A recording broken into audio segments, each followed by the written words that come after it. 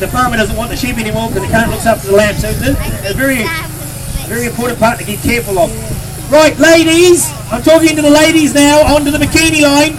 If there's any ladies out there liking or thinking I'm doing a nice job, maybe you're going on holiday soon, you think summer's coming back, you wouldn't mind to tidy up, it's only 50p today, ladies.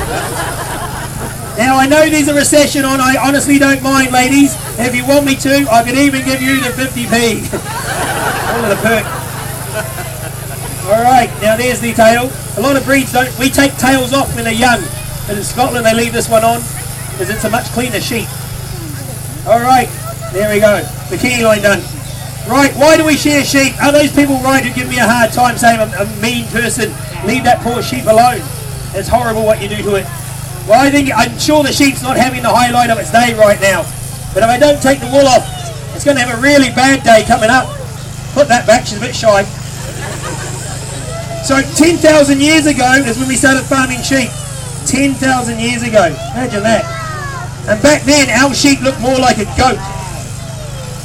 They had a very small fleece indeed. And they basically molted once a year. So how do we get sheep wool on the back of a sheep if it's not natural? Well, it started with a thing, because we farm sheep for meat and milk, we realised we could change this animal wool for human use. So we started a thing called selective breeding. Selective breeding is really easy to understand, just growing the fleeces longer and longer on the sheep. By the way, I take my time around the underarm, make sure you get it all, otherwise it looks a bit European. You're doing really well actually for this breed. Alright, so we grow the wool on the back of the sheep. The worst thing we did, we stopped molting. 90% of our breeds of sheep now can't naturally molt. Wool has actually become the second biggest killer of our breeds of sheep today. Obviously number one is the barbecue. How does wool kill a sheep? It's very simple, two ways. When it gets really long like this, especially when they're pregnant, they can get stuck on their own back. If a fox or a seagull or a crow finds a sheep upside down before the farmer does, it's all over Red Rover. But the biggest killer with sheep and wool, fly strike. Flies love this unnatural fleece. They can lay their babies in it called maggots, and maggots will kill a sheep in a matter of days. Not a good way to go, folks. We made this animal live outside nature.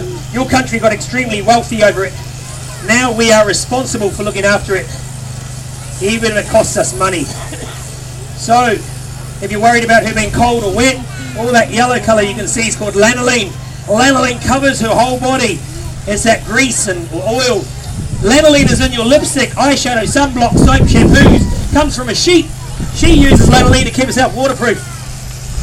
I don't know if you can see my farmer's hands, but look how soft they look because I'm a shearer. They're really soft. They should be on a, not on a woman, so I was going to say woman. I mean part.